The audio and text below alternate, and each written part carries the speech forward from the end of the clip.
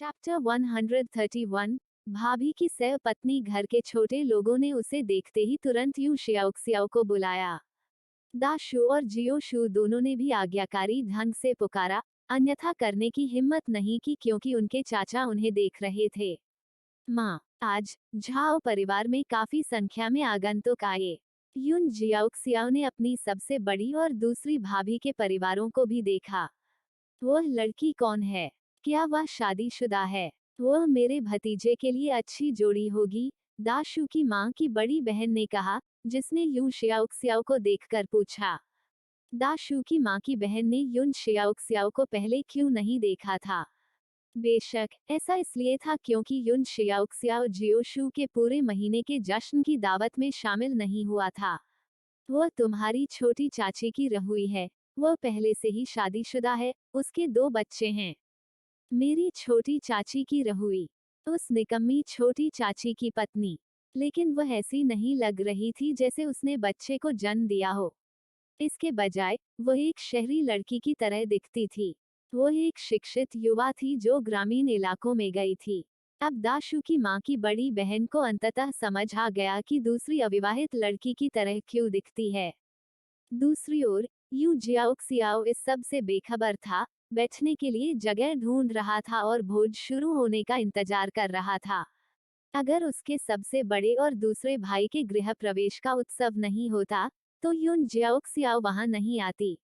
उसके चारों ओर जांच करती निगाहों ने उसे नजरअंदाज करना असंभव बना दिया। कुछ समय तक उसे न देखने के बाद मुझे कैसा लगता है कि शिक्षित युवा यून और भी अधिक सुंदर लग रही है। अन्यथा वह झाओ लाओसन को खेतों में काम न करने देने के लिए कैसे फंसा सकती थी? अपनी आवाज धीमी रखें। अगर झाओ लाओसन हमें सुनता है, तो वह निश्चित रूप से हमसे हिसाब बराबर कर लेगा। जो लोग पहले चर्चा कर रहे थे वे तुरंत चुप हो गए। वे झाओ परिवार में दावत में शामिल होने आए थे और झाओ लाओसन को भड़काना नहीं चाहते थे। पत्नी, आओ यहाँ बैठो। झाओ त्यानलेई को छोटे बच्चों की चिंता नहीं थी, लेकिन चूंकि उसकी पत्नी पुराने घर में आ गई थी और अकेली बैठी थी, इसलिए वह बहुत अकेली लग रही थी। उसे तुरंत उसके लिए दिल में दर्द की वेदना महसूस हुई। क्या आप मेहमानों का मनोरंजन नहीं कर रहे हैं? झाओ त्यानलेई ने चारों ओर देखा और कहा, आज यह सबसे बड़ा भाई और दूसरा भाई है जो शो के सितारे हैं। दोनों घर एक गृह प्रवेश समारोह की मेजबानी कर रहे थे। उन्होंने अपने अपने रिश्तेदारों का मनोरंजन किया। चलो बैठो। झाओ त्यानालेई ने भोजन के दौरान अपनी पत्नी के साथ जाने और फिर घर जाने की योजना बनाई। यह उनके परिवार का गृह प्रवेश नहीं था। जो रिश्तेदार आए थे वे उससे परिचित थे, और तो और उसके बड़े भाइयों से भी। लाओसन, मैंने सुना है कि तुम हमारे चचेरे भाई को अपने साथ लेकर पैसे कमाने के लिए बाहर गए हो। अचानक 30 साल का एक आदमी आया और झाओ त्यानलेई को देखकर बातचीत शुरू कर दी। झाओ त्यानलेई के मामा के परिवार से यह दूसरा बेटा था, और वे अपनी प्रोडक्शन टीम से बहुत दूर नहीं थे। दूसरा चचेरा भाई, मुझे नहीं पता कि तुम्हें यह किसने बताया, लेकिन मुझे यह भी नहीं पता कि मैं पैसा कमा रहा हूँ। अगर मैं पैसा कमा रहा होता, तो मैं निश्चित रूप से अपनी पत्नी को शहर में रहने के लिए ले जाता। यह उसके गांव में रहने के साथ अन्याय है। इस दूसरे चचेरे भाई ने युन जियाक्सियाओ पर नजर डाली, यह जानते हुए कि यह शिक्षित युवा बहु नाजुक थी। अपने छोटे चचेरे भाई से शादी करने के बाद से उसने खेतों में काम नहीं किया था। अब तो वह शहरी लड़कियों से भी अधिक सुंदर लगने लगी थी। ऐसी पत्नी रखने के लिए वास्तविक प्रतिभा की आवश्यकता होती है। दूसरा चचेरा भाई, क्या कुछ और है? अपनी पत्नी को घूरे जाने पर झाओ त्यानलेई ने अपनी आंखें थोड़ी छोटी कर ली और उन्हें दूसरे आदमी की ओर घुमाया। दूसरा चचेरा भाई कांप उठा। अब उनकी ओर देखने की हिम्मत नहीं कर रहा था। नहीं, कुछ नहीं, उसने जल्दी से कहा। वह जल्दी से चला गया। इससे कोई फर्क नहीं पड़ता कि यह युवा चचेरा भाई कितना सुंदर था, फिर भी वह अच्छा नहीं था। अगर वह पैसा कमाने के लिए बाहर भी जाता, तो भी वह वास्तव में कितना कमा पाता। हालांकि कॉलेज की प्रवेश परीक्षाएं बहाल कर दी गई थीं, लेकिन कस्बों में व्यावसायिक गतिविधियां अभी भी आधिकारिक तौर पर शुरू नहीं हुई थीं। और जो लोग छिपकर व्यापार करते थे वे अभी भी इधर उधर घूम रहे थे। अरे, सबसे बड़ी चाची, आपकी बहू भी लोगों को स्वीकार नहीं करती है, श्रीमती झाओ की भाभी ने कहा, जिन्होंने यूं शियाओ को देखने पर उन्हें किसी को स्वीकार करते हुए नहीं देखा था, यहाँ तक बस एक नजर भी उनके पास से गुजरी थी, उन्हें चाची के साथ एक अजनबी के रूप में व्यवहार करना। चैप्टर 132 पत्नी ने यह उसके लिए किया और जो कपड़े उसने पहने थे उनमें एक भी पैच नहीं था, और पहली नजर में वे स्पष्ट रूप से नए सूती कपड़े थे।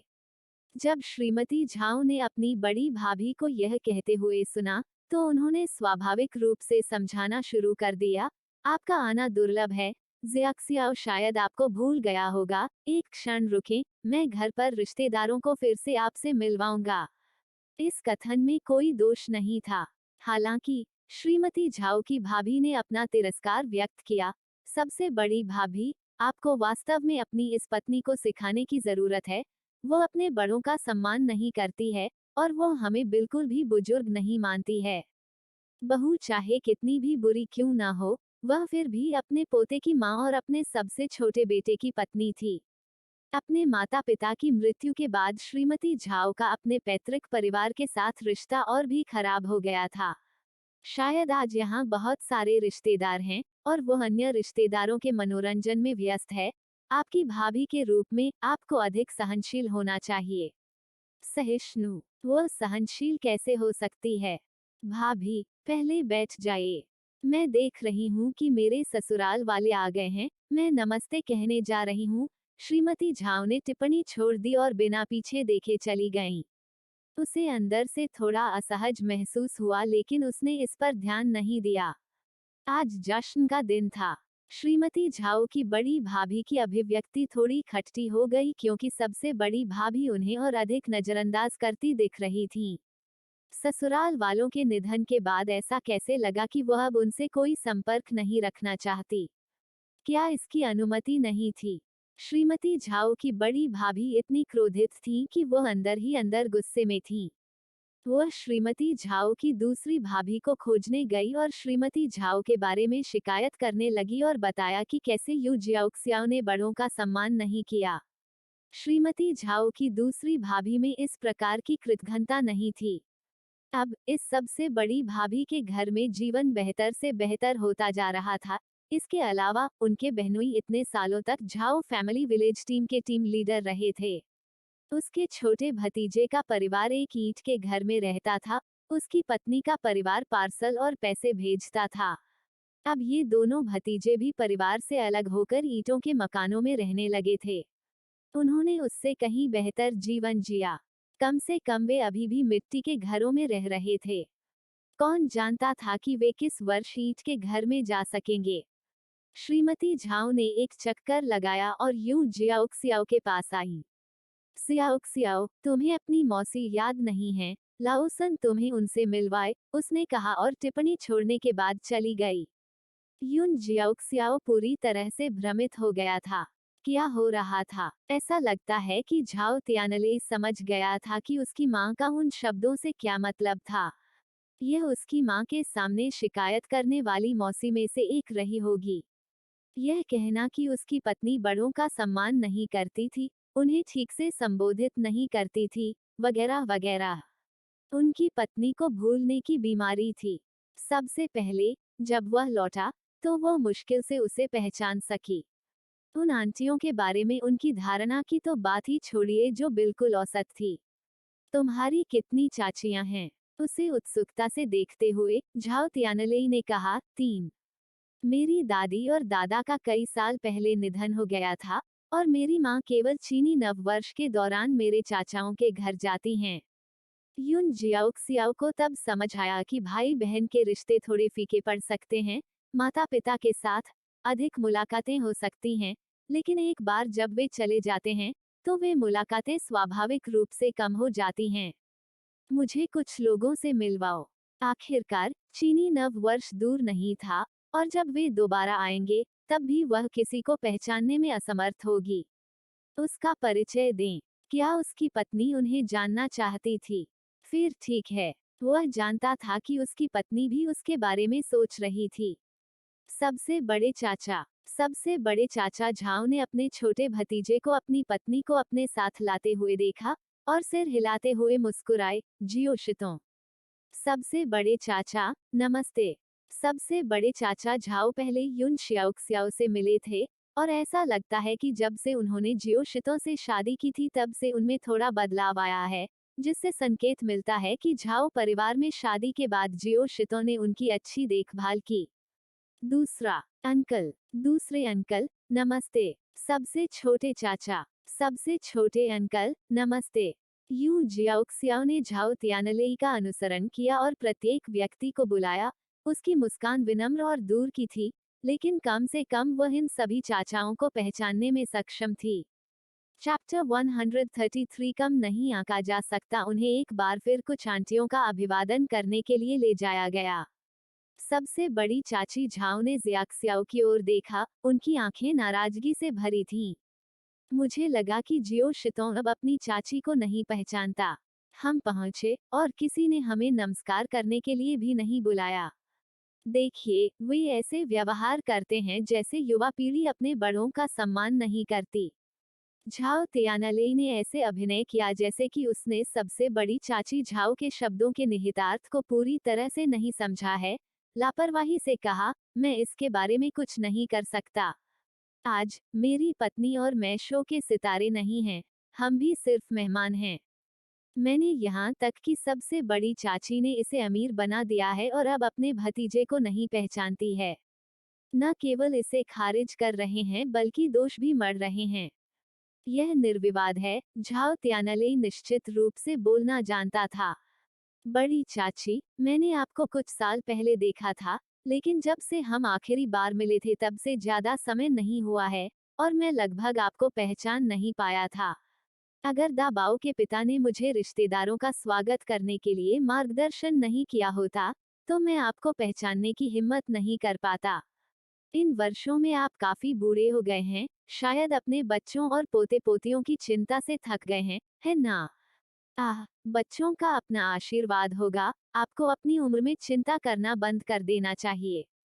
स्वर बदल गया। मेरे माता पिता की तरह, उन्होंने हमें जिम्मेदारियां सौंप दी, हमें अपने बच्चों को शिक्षित करने और घर की देखभाल करने की अनुमति दी।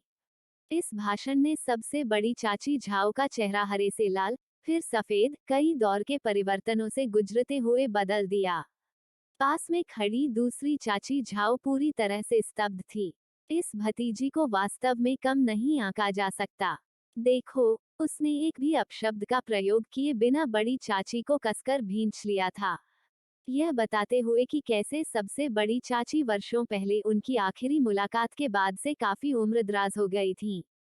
झाओ तियानलेई भावहीन रहे, फिर भी वह आंतरिक रूप से काफी प्रसन्न थे। जब उसने पहली बार पत्नी बनाई थी, तो इस सबसे बड़ी चाची ने उस पर तीखी टिप्पणियां नहीं की थीं। यह कहते हुए कि जब वह एक शिक्षित युवक से शादी करेगी, जब वह शहर लौटेगी तो क्या होगा। यहाँ तक आलोचना भी की कि शिक्षित युवा कठिन परिश्रम के लिए बहुत नाजुक हैं। आगे दावा किया गया कि अन्य बातों के अलावा, शिक्षित युवा बेटे पैदा करने के लिए बहुत कमजोर थे। उसे यह सब याद था। उसकी अपनी पत्नी, वो उससे ऊंची आवाज में बात करने की हिम्मत भी नहीं करता था। और उसकी पत्नी बेटों को जन्म क्यों नहीं दे सकी? उसके वास्तव में 2 बेटे थे। क्या इसी तरह आप अपने बड़ों का सम्मान करते हैं? सियाओक्सियाओ ने मुस्कुराते हुए कहा, सबसे बड़ी चाची, मुझे फिर से भूलते हुए देखो। सच्चाई दुख देती है, मेरी गलती। हाल ही में, आप थक गए होंगे, आपके चेहरे पर कुछ और झुर्रियां आ गई हैं। आप, आमतौर पर, सबसे बड़ी चाची झाओ काफी स्पष्टवादी थी, लेकिन अब जियाक्सियाओ का सामना करते हुए, उनके पास शब्द नहीं थे। सियाओक्सियाओ, आज वास्तव में आपके बड़े भाई और दूसरे भाई के परिवारों के लिए खुशी का दिन है। हमें अभी भी उन्हें अन्य रिश्तेदारों की मेजबानी में मदद करने की जरूरत है। फिर अन्य चाचियों की ओर मुड़ते हुए उसने कहा, सबसे बड़ी चाची, दूसरी चाची, सबसे छोटी चाची, अब हम अन्य रिश्तेदारों की सेवा में जा रहे हैं। आतिथ्य में किसी भी प्रकार की कमी के लिए कृपया हमें क्षमा करें। झाओ तियानलेई ने बोलना समाप्त करने के बाद, जल्दी से अपनी पत्नी को दूर खींच लिया, इस डर से कि सबसे बड़ी चाची जल्द ही उसके गुस्से का शिकार हो सकती हैं। परंतु वह फिर भी बहुत प्रसन्न था। सबसे बड़ी चाची ने इसे पूरी तरह से स्वीकार कर लिया था। यह अच्छी तरह से जानते हुए कि आज कई मेहमान थे और उसने पहले अपनी मां को आंटियों के साथ बात करते हुए भी देखा था, उसने जानबूझकर अपनी मां से कहा कि युवा पीढ़ी उनका स्वागत करने नहीं आई है। अब वे वास्तव में उनका स्वागत करने के लिए एक साथ आए थे। पत्नी, शाबाश, लगे रहो, हम हारने का जोखिम नहीं उठा सकते। झाओ तियानली ने जियाक्सियाओ का हाथ पकड़कर मुस्कुराते हुए उससे यह कहा। नाराज नहीं है। सचमुच उसने बड़े को अपनी बातों में दबा लिया था और बड़े को भी परेशान कर दिया। मैं क्रोधित नहीं हूँ, मैं वास्तव में खुश हूँ।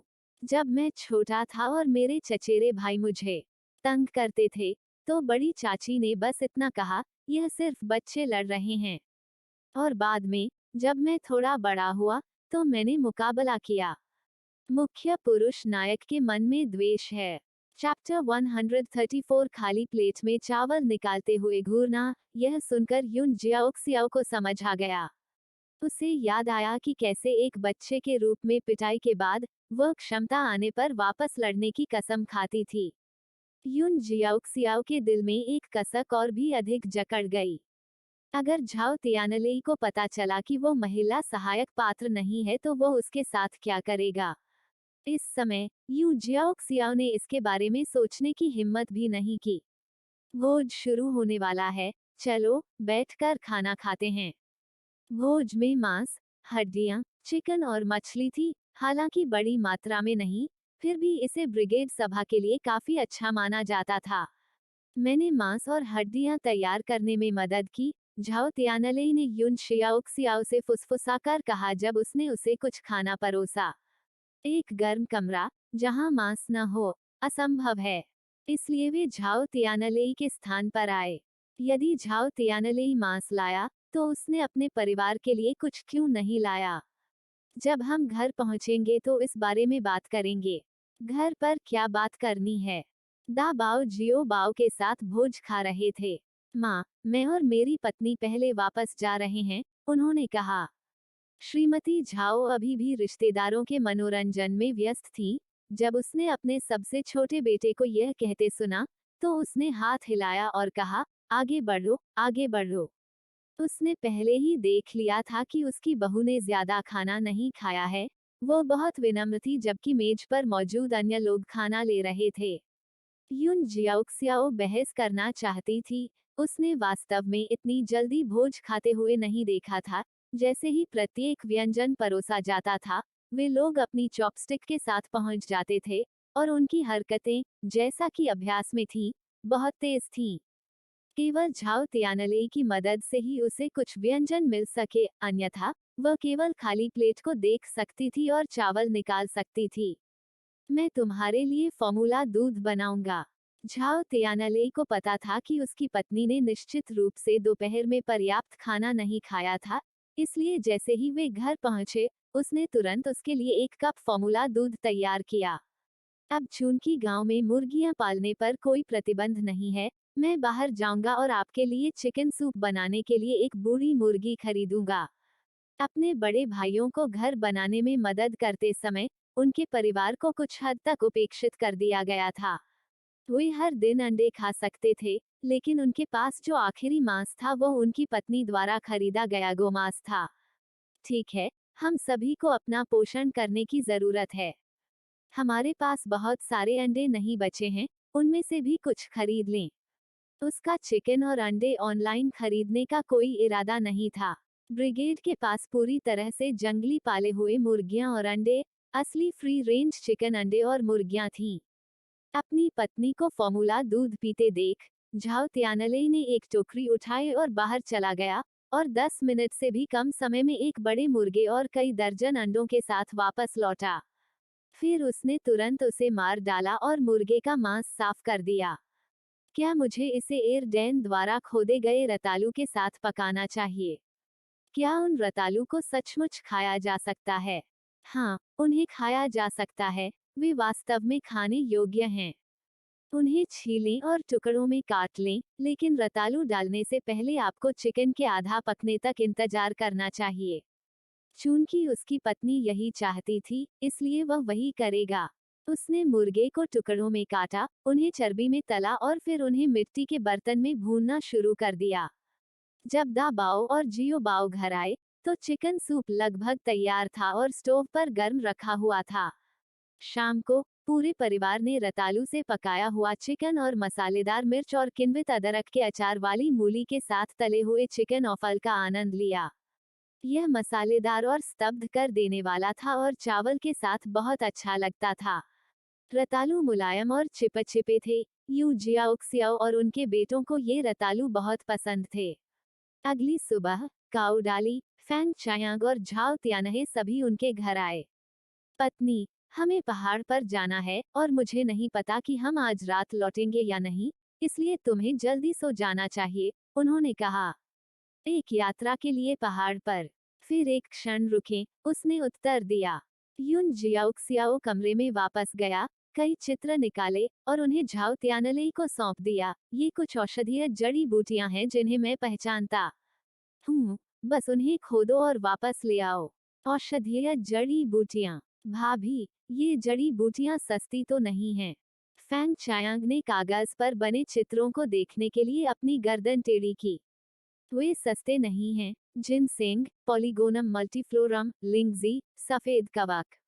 जिनसेंग, उन्होंने इसके बारे में सुना था लेकिन यह नहीं पता था कि यह कैसा दिखता है ना? उन्हें पता था कि यह महंगा है। चैप्टर 135, यह दक्षता बहुत तेज है। ब्रिगेड में किसी ने पहले ही कुछ खोद लिया था। उन्होंने कहा, हमें इसका ध्यान रखना चाहिए, आइए पहाड़ों में अपनी किस्मत आजमाएं। वे सभी जानते थे कि ये बहुमूल्य चीजें थीं। जल्दी वापस आओ। उन्हें विदा करने के बाद युन जियाओक्सियाओ ने आखिरकार एक आह भरी। दोनों छोटे बच्चे युन जियाओक्सियाओ के साथ रहे, खेलने के लिए बाहर नहीं निकले। माँ, मैं तुम्हारे साथ रहूंगा, दा बाओ ने कहा। माँ, मैं भी आपके साथ रहूंगा, जियो बाओ ने कहा। चूंकि बहुत ठंड थी, दा बाओ और जियो बाओ ने पहले से ही अपनी पतली सूती गद्देदार जैकेट पहन ली थी। नीचे लंबा अंडरवियर पहना था और बाहर सूती जैकेट पहनी थी। दा बाओ की पुरानी सूती जैकेट अब फिट नहीं थी, लेकिन जियो बाओ इसे पहन सकते थे। हालांकि यू जियाओक्सियाओ ने फिलहाल इसे जियो बाओ को पहनने के लिए नहीं दिया था। दोनों छोटे बच्चे फिर से थोड़े लंबे हो गए थे। अंततः यह स्पष्ट हो गया कि 70, 80 और 90 के दशक के बच्चे 2000 के दशक जितने लंबे क्यों नहीं थे, उनके पास पर्याप्त पोषण नहीं था। दरअसल उन्हें उसके साथ रहने की कोई जरूरत ही नहीं थी। जाओ अपनी किताबें पढ़ो, उसने कहा। उन तीनों ने एक दूसरे को परेशान नहीं किया, प्रत्येक अपने अपने पढ़ने में तल्लीन थे। जब उन्होंने दरवाजे पर दस्तक सुनी, दा बाओ तुरंत उसे खोलने गए। बाहर खड़े व्यक्ति को देखकर उसने कहा, सिस्टर फैंग। यह फैंग मियुन थी जो अपने साथ 3 स्वेटर लेकर आई थी। माँ, सिस्टर फैंग यहाँ है, दा बाओ ने पुकारा। बाहर से चीख पुकार सुनकर यू जियाओक्सियाओ बाहर आई तो थोड़ा स्तब्ध रह गई। क्या वह इतनी तेज थी? उसकी कार्यकुशलता अविश्वसनीय रूप से उच्च थी। कुछ ही दिन कैसे बीते? भाभी, मैंने स्वेटर बुनने का काम पूरा कर लिया है।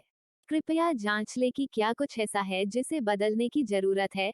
फैंग मियुन ने जैसे ही यू शियाओक्सियाओ को देखा, कहा। परिवर्तन की आवश्यकता, सुलझाना और फिर से बुनना।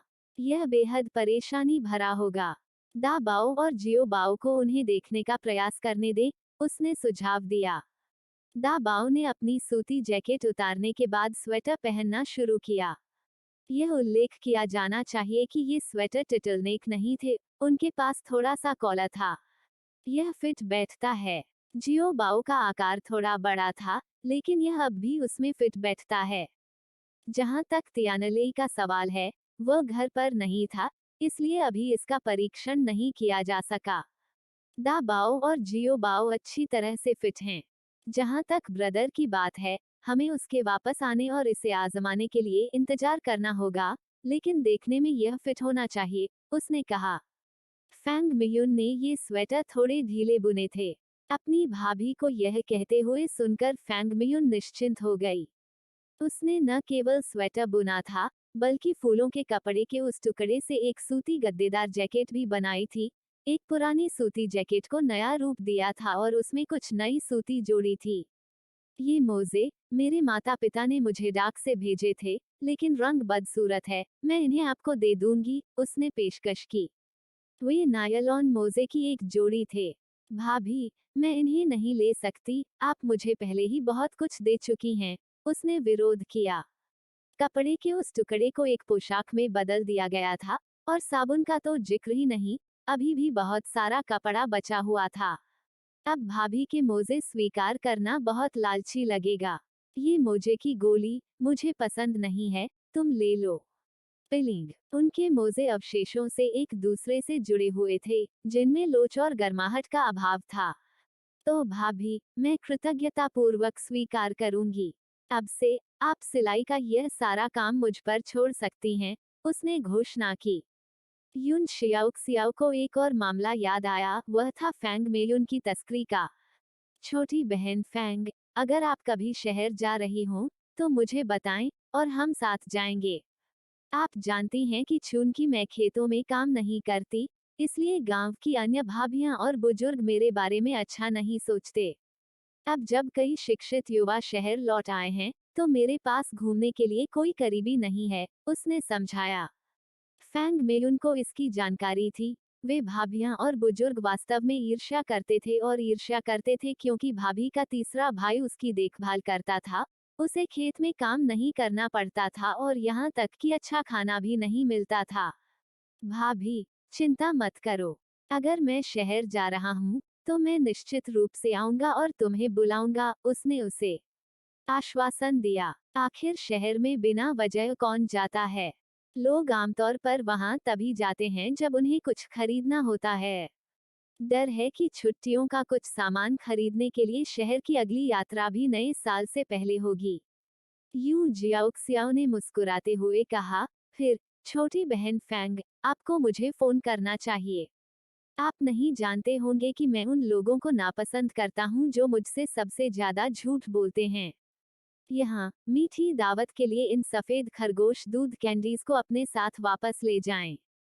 युन जियाओक्सियाओ अभी भी पिटाई के बाद कैंडी देने की रणनीति जानता था। ऐसा कहना वास्तव में यह भी नहीं चाहता था कि इतनी तेज तर्रार युवा लड़की का फायदा उठाया जाए और उसके प्रियजनों को रोते हुए छोड़ दिया जाए।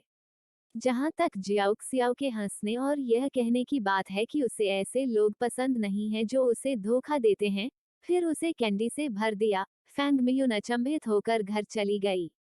उसने दादी फैंग को स्थिति के बारे में बताया और अपनी जेब से सफेद खरगोश दूध की कैंडी भी निकाली। शिक्षित युवा युन ने आपके तीसरे भाई से शादी करने के बाद खेतों में काम करना बंद कर दिया। ईर्ष्या और ईर्ष्या, यहाँ तक गांव की महिलाओं से बहिष्कार का सामना करना सामान्य है। हालांकि वह नाजुक है, लेकिन आपके तीसरे भाई पर उसकी पकड़ है, इसलिए उसके पास कुछ कौशल होने चाहिए। जाओ और उससे मिलने जाओ, अपनी भाभी से कुछ सीखो। जीवन में अनुभवी दादी फैंग ने अपनी पोती के चावल की तुलना में अधिक नमक खाने के बाद भविष्य में देखा। खासतौर पर इसलिए कि शिक्षित युवा यूं एक उदार व्यक्ति थे। शायद ये उनके परिवार की मदद करने के लिए था। शहर में सहकारी समितियों में नायलॉन मोजे की एक जोड़ी भी मिलना मुश्किल था, और आपको उन्हें पाने के लिए भाग्य की आवश्यकता होगी, कम से कम 50 सेंट प्रति जोड़ी की कीमत। और ये सफेद खरगोश दूध कैंडी, कम से कम 2 या 3 टन मूल्य की, ऐसी कोई चीज नहीं है जिसे आप टिकट और पैसे से भी खरीद सकें। शहर में सहकारी संस्था ने निश्चित रूप से उन्हें नहीं बेचा।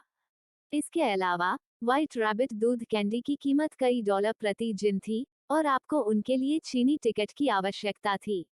एक आजमाएं, इन्हें सुरक्षित रखें। यदि आप एक खाना चाहते हैं, तो ले लें। अभी सर्दी है, ये थोड़ी देर और रखेंगे। दादी, आपके पास भी एक है। उन दोनों, दादी और पोती, प्रत्येक के पास एक कैंडी थी। सफेद खरगोश का मीठा दूधिया स्वाद उनके दिलों में मधुरता से पिघल रहा था। डॉट डॉट, तुम बेकार चीज हो। क्या काओ डाली ने तुम्हारे साथ अच्छा व्यवहार नहीं किया? उसने तुम्हारे लिए लिपस्टिक भी खरीदी। अब ऐसा कैसे हुआ, जब थोड़ा दहेज देने का समय है? तो उसका परिवार इसे देने को तैयार नहीं है। ली लाउसन ने परेशान होकर ली कुइक्सिया को डांटा और कोसा। यदि बिना किसी दाग उससे शादी करने का इरादा नहीं होता, तो ली लाउसन उसे पीटना चाहता। ली कुइक्सिया ने अपने शरीर को सिकुड़ने की पूरी कोशिश की, जैसे वह एक छोटी सी गेंद में सिमटकर गायब हो जाना चाहती हो। उसके पिता, अब हम क्या करें? वो परिवार कह रहा है कि अगर हम पैसे नहीं जुटा सके, तो वे इसकी रिपोर्ट सार्वजनिक सुरक्षा को कर देंगे, और फिर हमारे सबसे बड़े का क्या होगा? अगर सबसे बड़ा अंदर चला गया तो पोते पोतियों का क्या होगा? ली लाउसन ने ली कुइक्सिया को घूरते हुए कहा, जाओ और काओ डाली से फिर से विनती करो। यदि तुम उसे मना नहीं सकते, तो अपने पिता को दोष मत दो। तुम्हारा बड़ा भाई अंदर नहीं जा सकता, इसलिए हमें तुम्हारी छोटी बहन की बलि देनी होगी। मैडम ली ने अपनी बेटी की ओर घूरते हुए आक्रामक तरीके से कहा, तुम बेकार लड़की हो, जाओ और तुरंत काओ डाली को ढूंढो। लेकिन ली कुइक्सिया का चेहरा डैक से भरा था। उसने पहले ही भाई दा ली की तलाश कर ली थी, लेकिन उसे अस्वीकार कर दिया गया था। वो इतनी सारी चीजें लेकर नहीं आ सका। ली कुइक्सिया को यह भी पता था कि अगर उसे बेच भी दिया जाए, तो भी वह उतना पैसा नहीं जुटा पाएगी। उसके माता पिता कम में संतुष्ट क्यों नहीं हो सके? फिर भी ली कुइक्सिया अभी भी काओ डाली को खोजने की योजना बनाकर काओ परिवार के पास गई। काओ डाली की माँ और भाभी ने ली कुइक्सिया को देखकर सीधे कहा, डाली घर पर नहीं है, और जहाँ तक परिवार को दहेज की जरूरत है, हम इसे वहन नहीं कर सकते। सचमुच सोचा कि वह एक शहरी लड़की है, जो इतना कुछ मांगने की हिम्मत कर रही है। क्या आपके परिवार के पास दर्पण या कम से कम पानी नहीं है? इस तरह के दहेज की मांग करने की हिम्मत करने से पहले अपने आप को अच्छी तरह से देख लें। क्या आपको लगता है कि आप सोने से बने हैं? पीए फिफ्थ काओ परिवार को सिर झुकाए छोड़कर ली कुइक्सिया को नहीं पता था कि कहाँ जाना है। पहले तो सब ठीक था, नौबत यहाँ तक आ गई। उसके माता पिता ने उसे दोषी ठहराया, और यहाँ तक जिन भतीजियों और भतीजों को उसने अपने हाथों से पाला था, उन्होंने भी उसे दोषी ठहराया। यह स्पष्ट है कि विधवा के साथ उसका बड़ा भाई सोया था, जिससे भाभी गुस्से में अपने मायके लौट आई। उसकी सगाई होने वाली थी, लेकिन उसके भाई ने उसे बर्बाद कर दिया था। फिर भी उसके परिवार ने उसे दोषी ठहराया। ली कुइक्सिया को नहीं पता था कि वह अचंभित होकर पानी को घूरते हुए नदी के किनारे कैसे पहुंच गई। उसे अपने माता पिता के डांटे हुए शब्द याद आए और वह आवेग में आ गई। किसी ने ऐसा होते देखा और ली कुइक्सिया को बचाने के लिए नदी में उतर गया, लेकिन जब उन्होंने उसे बाहर निकाला, तो वह बेहोश रही और उसे शहर के स्वास्थ्य क्लिनिक में ले जाया गया। ली लाउसन और उनकी पत्नी इंतजार करते रहे, लेकिन उनकी बेटी कभी नहीं लौटी। जैसे ही अंधेरा होने लगा और उसका कोई सुराग नहीं मिला, वे डर गए कि उनकी बेटी क्विहुआ पर कुछ अनहोनी हो गई है, जिस पर परिवार अब सबसे बड़े को दूर भेजे जाने से रोकने के लिए निर्भर था। तीसरे भाई, चलो काओ परिवार के स्थान पर जांच करें। चूंकि वे निकटवर्ती प्रोडक्शन टीम से संबंधित थे, ली लाउसन अपने सबसे बड़े बेटे के साथ काओ परिवार के घर गए, जहां उस समय काओ परिवार ने अपना भोजन आधा ही किया था और मेज छोड़ने ही वाले थे। क्विहुआ ली लाउसन ने सोचा कि अगर काओ परिवार ने उनकी बेटी क्विहुआ को छोड़ दिया है, तो वह उनसे दहेज की रकम वापस मांग सकते हैं। ली लाउसन, मेरे परिवार के पास निश्चित रूप से कोई क्विहुआ या लोट्स नहीं है। क्या उसने अपनी बेटी को काओ परिवार में नहीं भेजा? यदि वह घर नहीं लौटी और काओ परिवार में नहीं थी, तो वह कहाँ हो सकती थी? काओ डाली से कहो कि वो मेरे परिवार के क्विहुआ को बाहर लाए। श्रीमती काओ ने तुरंत जवाब दिया, मेरी डाली आज सुबह जल्दी चली गई और घर पर नहीं है। जहाँ तक क्विहुआ की बात है, वह दोपहर में इतना बड़ा दहेज मांगने आई थी और हमने उसे भगा दिया। इसके अलावा, ली लाउसन, क्या आपकी बेटी सोने से बनी है? इतने दहेज की मांग करते हुए, क्या आपका बेटा सोने के साथ सो गया और अब आपकी बेटी को शादी के लिए सोने से जड़ा जाना चाहिए? उन्हें यहाँ से बाहर निकालो। एक बार जब श्रीमती काओ ने बात की, तो काओ बेटों ने जल्दी से दोनों व्यक्तियों की बाहें मरोड़ दी और उन्हें बाहर फेंक दिया, फिर जोर से दरवाजा बंद कर दिया। ली क्विक्सिया का बड़ा भाई एक विधवा के साथ सोया था और विधवा के परिवार ने उसे पकड़ लिया। अब वे मामले को निजी तौर पर निपटाने के लिए ली परिवार से पैसे की मांग कर रहे थे। अधिक से अधिक लोगों को इसके बारे में पता चल रहा था। एक दूसरे से नजरें मिलाने के बाद ली लाउसन इतने गुस्से में थे कि वह अपने बेटे को मारना चाहते थे। खोजना, लेकिन उन्होंने चारों ओर खोजा और कोई नहीं मिला, इसलिए पिता और पुत्र के पास घर लौटने के अलावा कोई विकल्प नहीं था। क्विहुआ कहाँ है? जब मैडम ली ने पिता और पुत्र को क्विहुआ के बिना लौटते देखा, तो उन्होंने पूछा। हमने उसे हर जगह खोजा और वह नहीं मिली। मैडम ली के मन में अचानक एक भयानक विचार आया। क्विहुआ ने नदी में छलांग नहीं लगाई होगी, है ना? इस सुझाव ने ली लाउसन और उनके बेटे को बेहद भयभीत कर दिया। नदी में कूद गए। उस नदी ने हर साल कई लोगों की जान ले ली, जिनमें जानबूझकर कूदने वाले लोग भी शामिल थे। क्या हम जाकर देखेंगे? उन तीनों ने एक तेल का दीपक लिया और नदी के किनारे चारों ओर खोजा, लेकिन उसका कोई निशान नहीं मिला। कोई अन्य विकल्प न होने पर उन्हें घर जाना पड़ा। तीसरे भाई, यह यात्रा इसके लायक थी, झाओ त्यानहे ने मुस्कुराते हुए कहा। भगवान का शुक्र है भाभी के नक्शे के लिए, नहीं तो हम इन औषधीय जड़ी बूटियों से चूक जाते। वे भाग्यशाली थे और उन्होंने 50 साल पुरानी जिनसेंग की 2 जड़ें खोद ली थीं। उन्हें पॉलीगोनम मल्टीफ्लोरम और लिंगजी भी मिले। अब वे पहाड़ों की एक गुफा के अंदर आराम कर रहे थे। उन्होंने दिन के उजाले में पता चलने से बचने के लिए खेल को अंधेरे की आड़ में पहाड़ के नीचे ले जाने की योजना बनाई। चायांग, क्या आपने पैकिंग पूरी कर ली है? फैंग चायांग ने सिर हिलाया। सब पैक हो गया है। इस बार वे वास्तव में भाग्यशाली साबित हुए। एक जंगली सुअर, एक जंगली बकरी, कई जंगली खरगोश और एक जंगली तीतर। चलो चलें, हम पहाड़ से नीचे उतरते हैं। यूं ज्याओक्सियाओ उनिंदी नींद में थी जब उसने अचानक एक गड़गड़ाहट सुनी और तुरंत अपनी आंखें खोली और बिस्तर से बाहर निकली। क्या कोई घर से सामान चुरा सकता है? ऐसा लगता है कि वांग लाओवो को भेजने से भी किसी को डर नहीं लगा। इस बार कुछ और भेजने की जरूरत है। तीसरे भाई, हमारे लिए दरवाजा खोलो। यह आवाज थोड़ी जानी पहचानी सी लग रही थी, भले ही इसे धीमा कर दिया गया था।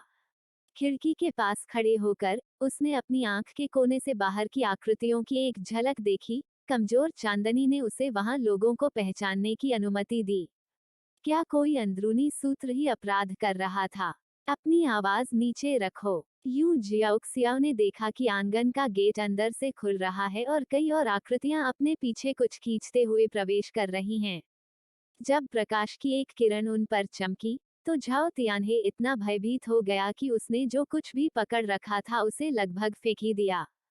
पत्नी, इस जानी पहचानी आवाज को सुनकर युन शियाओक्सियाओ ने शयन कक्ष का दरवाजा खोला और बाहर निकला और देखा कि वे कुछ अस्त व्यस्त दिख रहे थे, लेकिन साथ ही पहाड़ से उनके इनाम को भी देख रहे थे।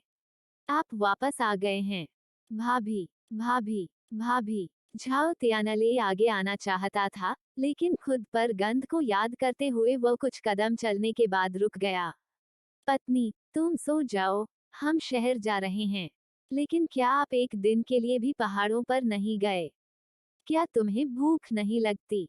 चलो पहले कुछ खा लें। यूं जियाओक्सियाओ ने टॉर्च पकड़कर उनके लिए पाउडर वाले दूध का एक बड़ा तामचीनी मग बनाया और उनके पेट भरने के लिए कुछ अंडे केक लाए। कुछ खा लो, उसने सोने से पहले कहा। खून और मछली की गंध काफी तेज थी। उनके लिए मेज पर खाना रखकर वह वापस अपने कमरे में चली गई। भाभी वास्तव में बहुत दयालु हैं। मुझे वास्तव में थोड़ी भूख लगी है, काऊ डाली, जिनकी उनमें सबसे बड़ी भूख थी, ने कहा। वे पहाड़ों में सूखा भोजन खा रहे थे, इसलिए अब जब भाभी ने उनके लिए कुछ तैयार किया है, तो वह निश्चित रूप से शर्माएंगे नहीं। सब लोग आओ और थोड़ा खाओ। वे भरपेट खाना नहीं खा सकते थे, लेकिन कम से कम उनके पास उन्हें संभालने के लिए कुछ तो हो सकता था। इसके अलावा वे गर्म पीसा हुआ दूध पी रहे थे और सर्दियों की ठंड के दौरान रात के अंधेरे में, जो दिन की तुलना में अधिक ठंडा था, गर्म पानी ने उन्हें थोड़ा गर्म करने में मदद की। समूह मेज के चारों ओर इकट्ठा हुआ और खाना खाने लगा। आह, ये अंडे का केक वास्तव में स्वादिष्ट है, यह बहुत कम है, झाओ तियानहे ने खुशी से काटते हुए कहा। पूरा होने की उम्मीद है। झाओ तियानले ने झाओ तियानहे को तिरछी नजर से देखा। कुछ पाउंड अधिक होने पर भी उसका चचेरा भाई अभी भी भूखा रह सकता है। चलो जल्दी से खाओ और साफ सफाई करो। काम पूरा करने और साफ सफाई करने के बाद काऊ डाली और झाओ तियानले शहर के लिए रवाना हो गए, जबकि झाओ तियानहे और फैंग चायांग आराम करने के लिए घर चले गए। जब तक यू शियाओ उठे, झाओ तियानले पहले ही लौट आए थे और उन्होंने नाश्ता भी तैयार कर लिया था, स्नान कर लिया था और अपने कपड़े भी बदल लिए थे। पत्नी, जल्दी से नाश्ता कराओ। उन्होंने एक शिकार जानवर बेचा और उसे भाइयों के साथ साझा किया। औषधीय जड़ी बूटियां शहर में बहुत सस्ते में बेची जाती थीं, इसलिए उन्होंने स्थिति की जांच करने के लिए बाद में अपनी पत्नी के साथ काउंटी शहर की यात्रा करने की योजना बनाई। जो सामान उन्होंने खोदकर निकाला, उन्हें यह भी नहीं पता था कि उसका क्या करना है। लेकिन खराब होने के डर से इसे लंबे समय तक रखा नहीं जा सकता था, इसलिए इसे जल्दी बेचकर पैसा प्राप्त करना बेहतर था, जो वास्तव में मायने रखता था। हम थोड़ी देर में काउंटी शहर जाएंगे। इतनी जल्दी काउंटी शहर के लिए रवाना। इसने युन शियाओ को आश्चर्यचकित कर दिया। क्या ऐसा हो सकता है कि हाथ में पैसा होने पर वे इसे शहर में खर्च करने की योजना बना रहे हों? दा बाओ, जियो बाओ, थोड़ी देर बाद आपकी माँ और मैं काउंटी शहर की यात्रा पर जाएंगे। आप लोग अपनी दादी के यहाँ दोपहर का खाना खाने जा सकते हैं। दा बाओ और जियो बाओ भी काउंटी शहर जाना चाहते थे, लेकिन उन्हें पता था कि उनके पिता उन्हें साथ नहीं ले जाएंगे। दा बाओ ने कहा, तो फिर माँ और पिताजी, जल्दी वापस आ जाओ, ठीक है। जियो बाओ ने उदासीनता से पहले पिताजी और फिर माँ की ओर देखा। मम्मा, जल्दी वापस आओ। दूसरी ओर, यू शियाओ ने झाओ तियानले की ओर चिंतित होकर देखा। आपने कल रात आराम नहीं किया, इसके बजाय हम कल जाएं तो कैसा रहेगा? वो कल पूरे दिन व्यस्त था और आधी रात को सामान बेचने गया, फिर सुबह नाश्ता बनाने के लिए वापस आया। बिना किसी आराम की आवश्यकता के वह इतना ऊर्जावान कैसे हो सकता है? मुझे काउंटी शहर में करने के लिए कुछ काम हैं, और मैंने सोचा कि मैं तुम्हें कुछ कपड़े खरीदने के लिए वहां ले जाऊं। इस सर्दी में ठंड होने वाली है और तुम्हारे सूती गद्देदार कपड़े अब गर्म नहीं होंगे। सूती गद्देदार कपड़े गर्म नहीं? क्या तुम मुझसे मजाक कर रहे हो? वे गर्म हैं। युन जियाओक्सियाओ लगभग अपनी आंखें घुमा रही थी। वे गर्म कैसे नहीं हो सकती थीं? वे बहुत गर्म हैं। मैं उन्हें कुछ समय के लिए अपने माता पिता के पास ले जाऊंगा। मैं दा बाओ और अन्य लोगों के लिए कुछ नाश्ता लाऊंगा। युन जियाओक्सियाओ तुरंत छोटे बच्चों के लिए कुछ नाश्ता, एक सैंडविच बिस्किट लाने के लिए खड़ा हुआ। तभी झाओ तियानले को बच्चों को ससुराल ले जाने दिया गया। सबसे बड़े भाई और दूसरे भाई के चले जाने से अब पुराने घर में केवल ससुराल वाले ही थे। उन्हें विदा करने के बाद यू जियाओक्सियाओ ने जल्दी से 10 घड़ियां खरीदी, 8 महिलाओं के लिए और 2 पुरुषों के लिए। वो इस बात को लेकर झिझक रही थी कि सेल फोन लाएं या नहीं। यह उपकरण उनकी गोल्डन फिंगर थी। अगर वह इसे खो देती, तो वह बड़ी मुसीबत में पड़ जाती। इसे न लाना ही बेहतर है। इसे अच्छे से छुपाएं, इसे अच्छे से छिपाएं। लेकिन उसने भेड़िया विरोधी स्प्रे की एक कैन, एक टेलीस्कोपिक जिंगू बैंग रॉड और एक भेड़िया विरोधी उपकरण लिया। इन सभी वस्तुओं को एक कपड़े के कैरी बैग में रख दिया। पत्नी, हम जा रहे हैं, झाओ तियानले ने उसे संबोधित करते हुए अपने कपड़े बदलने के लिए घर में वापस आते हुए कहा। यो शितों, तुम अपनी पत्नी को कहाँ ले जा रहे हो? क्या ऐसा है? हालांकि झाओ लाओसन को कई लोग पिछड़े के रूप में देखते थे, लेकिन पिछले कुछ वर्षों में उन्हें अच्छे लोगों के प्रतिनिधि के रूप में देखा जाने लगा था। मैं अपनी पत्नी को काउंटी शहर में घुमाने के लिए ले जा रहा हूँ। काउंटी शहर। कुछ आंटियां काउंटी शहर गए बिना ही बुढ़ापे तक जीवित रहीं। शितों, क्या काउंटी शहर शहर से बड़ा है? झाओ तियानले ने इन आंटियों को देखा। यह निश्चित रूप से शहर से बड़ा है। आखिरकार काउंटी शहर कई बड़े शहरों पर शासन करता है। चूंकि अब सर्दी है और करने के लिए कोई काम नहीं है, इसलिए मैं अपनी पत्नी को काउंटी शहर में एक फिल्म दिखाने के लिए ले जाने की योजना बना रहा हूँ। फिल्म देखने के लिए काउंटी शहर जाना है। एक पल में बैलगाड़ी पर मौजूद आंटियों को ईर्ष्या होने लगी। शहर में प्रोजेक्शनिस्ट विभिन्न ब्रिगेडों में फिल्में दिखाते थे, लेकिन उन्हें अपनी ब्रिगेड में आए हुए 2 साल हो गए थे। इस समय फिल्में आउटडोर स्क्रीनिंग थीं। वे आमतौर पर शरद ऋतु की फसल के बाद या नए साल के दौरान आयोजित किए जाते थे, हालांकि कभी कभार अपवाद भी होते थे। शहर में पहुंचने के बाद वे बैलगाड़ी से उतर गए और बस पकड़ने गए, जो दिन में केवल एक बार चलती थी। बस का टिकट खरीदने के बाद वे बस में चढ़े, सीटें ढूंढीं और बैठ गए। लेकिन रास्ते में यू शियाओ को कोसने का मन हुआ। शहर से बस तक का सफर इतना उबड़ खाबड़ था, वह सचमुच भाग्यशाली थी कि उसे मोशन सिकनेस नहीं हुई, अन्यथा वह निश्चित रूप से बीमार महसूस करती। पत्नी, क्या तुम ठीक हो? यह देखकर कि उसकी पत्नी का रंग अच्छा नहीं लग रहा था, झाओ तियानली ने सोचा कि वह कार से बीमार है और उसके चेहरे पर चिंता और तनाव दिखाई दे रहा था। वह पहले अपनी पत्नी को काउंटी शहर ले गया था, लेकिन वह कई साल पहले की बात है। उन्होंने कहा, सड़क की मरम्मत की जरूरत है। इस सड़क की हर साल मरम्मत की जाती है। हालांकि इसकी मरम्मत हर साल की जाती थी, लेकिन हर बार बारिश होने पर पुरानी सड़क बेकार हो जाती थी। राष्ट्रीय राजमार्ग होने के बावजूद भी इस पर पत्थर या कंक्रीट नहीं डाला गया था।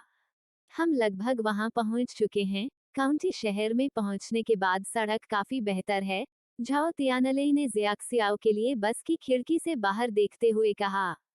क्या तुम मेरे सामने झुककर कुछ देर आराम करना चाहते हो? वह मोशन सिक नहीं थी, वह इसे बर्दाश्त नहीं कर पा रही थी। ऐसा महसूस हो रहा था मानो वह पूरे झटके के साथ ऊपर नीचे उछलने वाली थी। काउंटी शहर की आज की यात्रा काफी कठिन थी। मुझे उम्मीद है कि मैं आज कुछ पैसे कमा सकता हूँ। कोई जरूरत नहीं है। इस युग में, इस समय, चाहे वे प्रेमालाप करने वाले जोड़े हों या विवाहित जोड़े, सार्वजनिक रूप से हर कोई इनकार का रुख रखता है। सियाओ, हम आ गए हैं। झाओ तियानले ने सोचा कि यूं शियाओ बस से उतरते ही उल्टी कर देगी, क्योंकि अन्य लोग पहले ही उल्टी करने के लिए दौड़ पड़े थे। इसके साथ ही टिकट विक्रेता की गाली गलौज भी हुई। मैं ठीक हूँ। हालांकि उन लोगों की उल्टी की गंध अप्रिय थी। चलो जल्दी करो और जाओ। अपनी पत्नी के चेहरे पर घृणा के भाव देखकर झाओ तियानले ने तुरंत उसे वहां से खींच लिया। पत्नी, मुझे कल खोदे गए जिनसेंग को बेचने के लिए बाद में काले बाजार में जाना होगा। क्या कोई हमें गिरफ्तार करने नहीं आएगा?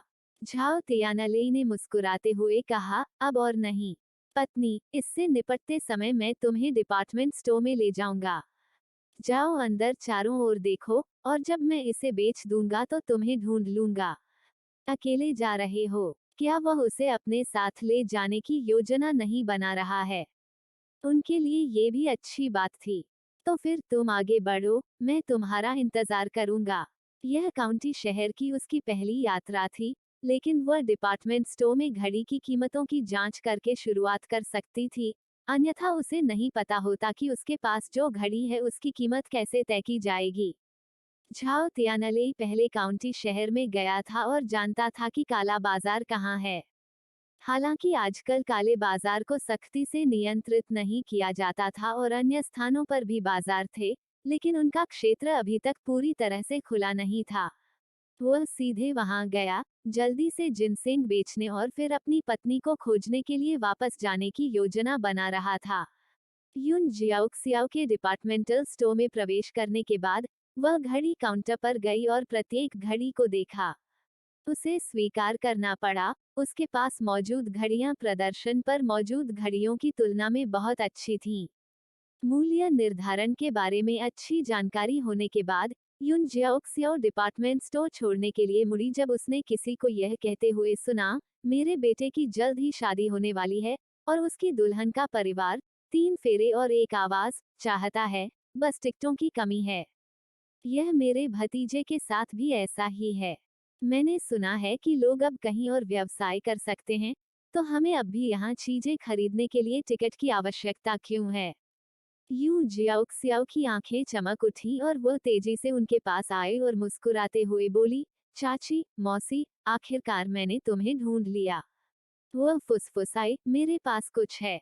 यह क्या है? दो अधेड़ उम्र की महिलाओं की आंखें चमक उठीं। नियर, तुम काउंटी शहर में कैसे हो? चलो, बात करने के लिए बाहर चलते हैं। फिर वे तीनों डिपार्टमेंटल स्टोर से निकले और एक गली की ओर चले गए। आंटी, मैंने अभी सुना है कि आपके परिवार में किसी की शादी हो रही है और उसे 3 फेरे और एक ध्वनि की आवश्यकता है। क्या आपको घड़ी की आवश्यकता है? टिकट की आवश्यकता नहीं है। अंतिम वाक्य कुंजी था। आजकल ऐसी बड़ी वस्तुओं को खरीदने के लिए अभी भी टिकट की आवश्यकता होती है। लेकिन ये टिकट मिलना मुश्किल था। केवल ये टिकटें ही काले बाजार में काफी पैसे में बिक सकती हैं। युवा महिला, क्या आपके हाथ में घड़ियां हैं? यदि उसने ऐसा किया, तो महिला ने अपनी बेटी के लिए एक खरीदने पर विचार किया। चाची, आप भाग्यशाली हैं। मेरे चचेरे भाई ने मेरे परिवार के लिए शेंजन से कुछ घड़ियां भेजी, लेकिन चूंकि मेरा परिवार नए साल के लिए अन्य चीजें खरीदना चाहता है, इसलिए मेरे माता पिता ने मुझे पैसे जुटाने के लिए कुछ बेचने के लिए कहा। मैंने आपके बारे में सोचा, चाची, क्योंकि आप ईमानदार लोग लगती हैं, और मैंने उन्हें आपको पेश करने का फैसला किया। यह सुनते ही दोनों मौसियों के चेहरे पर मुस्कान आ गई। युवा महिला, उन्हें बाहर ले जाओ और चलो देखते हैं। एक चमड़े का है, और दूसरा कुछ हद तक डिपार्टमेंटल स्टोर जैसा दिखता है। युन जियाओक्सियाओ ने अपनी आस्तीन ऊपर खींची, जिससे उसकी बांह पर दो घड़ियां दिखाई दी। दोनों चाचियां क्षण भर के लिए स्तब्ध रह गईं। इतना स्टाइलिश डिजाइन, डिपार्टमेंटल स्टोर में मेई हुआ ब्रांड की घड़ियों से बेहतर दिखने वाली। चमड़े का पट्टा मॉडल उत्तम था।